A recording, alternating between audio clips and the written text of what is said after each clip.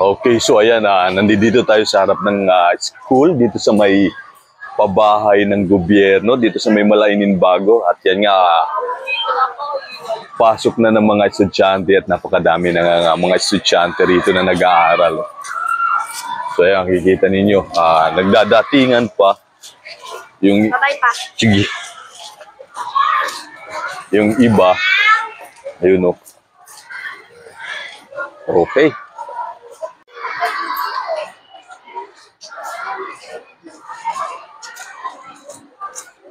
Ito'y umaga. So, may pang-umaga, pang-hapon na mga klase rito dahil sa dami nga ng mga estudyante na mga nag-enroll at nag-aaral na syempre dito sa may Malainin Bago Integrated School na mismong nasa loob ng pabahay. So, ayan na sila. Nakakatuwa naman na makita na ganito na yung tawag dito, sitwasyon ng school. So, ibig sabihin, productive na yung school kasi nga hanggang grade 8 na yung mga nag-aaral dito sa school, dito sa may loob mismo ng pabahay. So, yun, yung mga bata. Oh.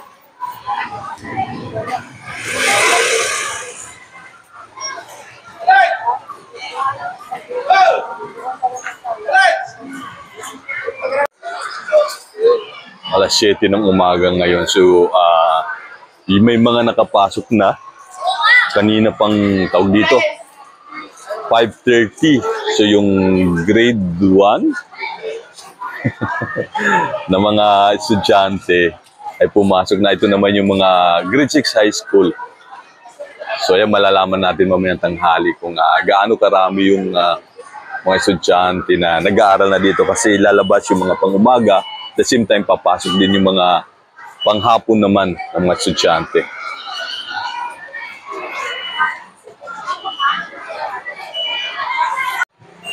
Balik tayo mamayang tanghali. Tingnan natin kung ano yung sitwasyon pagdadating ng tanghali dito sa school. Okay, so ngayon, nandito tayo sa school nung school na nakatayo mismo sa loob ng pabahay at ngayon ay tanghalin tapat. So papasok yung mga pangalawang shift, no, yung panghapon. At ito makikita niyo yung kondisyon ngayon dito, yung sitwasyon ngayon na napakarami talagang estudyante. Ayan, no. At the same time may mga lalabas. Jump pack. Napakadami yung mga estudyante. Oh. Ayan, siyata. Yan ano, kadami. Mga estudyante, ayun. Mga naghihintay po yan sila na maglabasan yung mga pang-umaga at sila naman yung mga papalok. Oh, shout out dito sa batang to. Kaya sa estudyante pala na yun. So ayun, ganun, no? Kita nyo yung mga magulang, mga estudyante na nag-aatid sa kanilang mga anak. Talagang ang dami. Ang dami estudyante. Puno yung daan, wala na akong makakadaan at talagang tambak kasi nga ang dami ng residente ngayon dito, ang dami ng mga estudyante at the same time inopen na rin, no, malaking bagay na rin to doon sa mga magulang gawa ng siyempre malaking bagay na dahil hindi na sila mamamasahe. Lalakad na lang kayo, no, hindi na mamamasahe. Ayun, no. Hindi na sila mamamasahe, maglalakad na lang. Kaya tipid para sa mga magulang.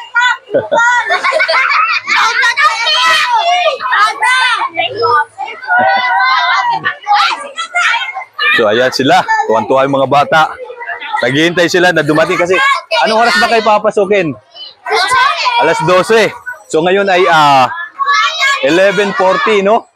So 20 minutes pa, makikita nyo yung sitwasyon. Paglabas pa ng mga estudyante niyan, ng mga pang-umaga, mas madudoble pa yung mga estudyante na to. Kasi lalabas, di ba?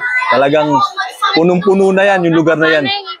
Oo, yun na, lumalabasan na, naglalabasan na. Tapos, the same time may papasok at siyempre naghihintay nga para sa pagpasok na nila.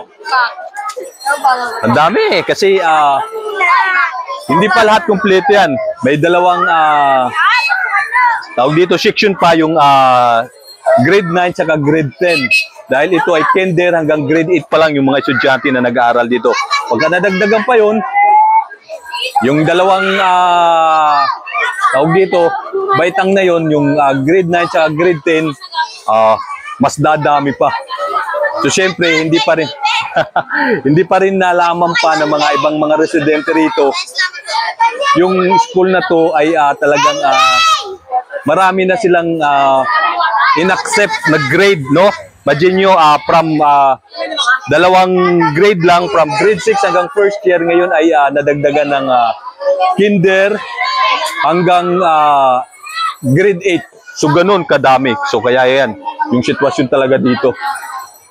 Puno, jumpak, siksikan.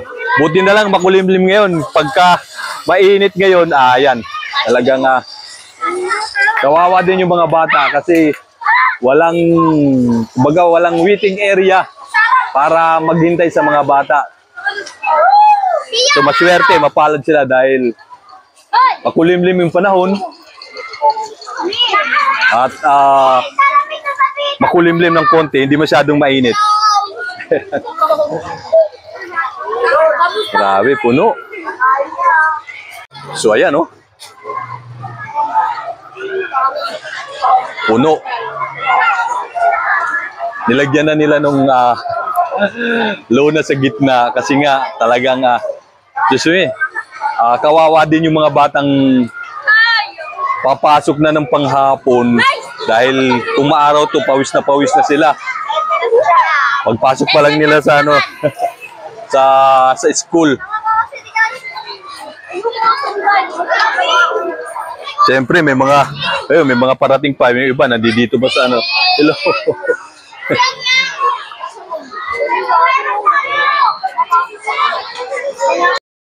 Ayan. Puno. Grabe. Kaya kapag maaraw dito, talagang kawawa ng mga bata na to, mga estudyante na to. Sana pagdating ng araw, meron silang parang waiting area, no? Na may bubong para naman sa ganun pagkakatulad nito, naghihintay sila na lumabas yung mga umaga, hindi naman sila nakababad dito sa arawan. Kasi ayan, ito yung sitwasyon ngayon dito. Dahil sa sobrang dami ng mga estudyante, ganyan yung sitwasyon.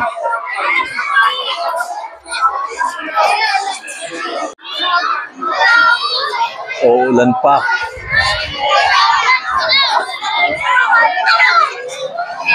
Nandito lang tayo sa isang area, pero doon sa kabilang side pa. Sa kabila roon, puno pa rin yan. So ayun, marami pa rin parating. At yan, may mga lumalabas na rin na mga pang-umagang estudyante.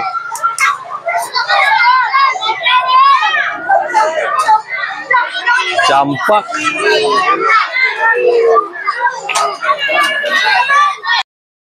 Shoutout sa mga estudyanteng to. Mag-aaral mabuti, ha? Mag-aaral mabuti para maganda yung maging future. No, hindi na tayo mamasahe. Yan. Ayan, kasama din itong mga dito ba sa kabila. Shoutout dito sa mga batang to. Shoutout! Ha? Sige. Nakapanood mo ba? Sige, salamat. Yun. Shoutout. Aga mo, bro. So, ayan, mga estudyante. Umuulan na. Umambong pa lang pala. Ayan, umulan na. Just me, kawawa yung mga bata. Ngayon, umulan. Kawawa mga bata. Pagkatag-araw pa rin, kawawa pa rin yung mga bata kasi sana magkaroon ng parang waiting area na may bubong dito sa gilid, Kasi kawawa talaga yung mga bata. Yan, silong-silong muna, silong-silong muna.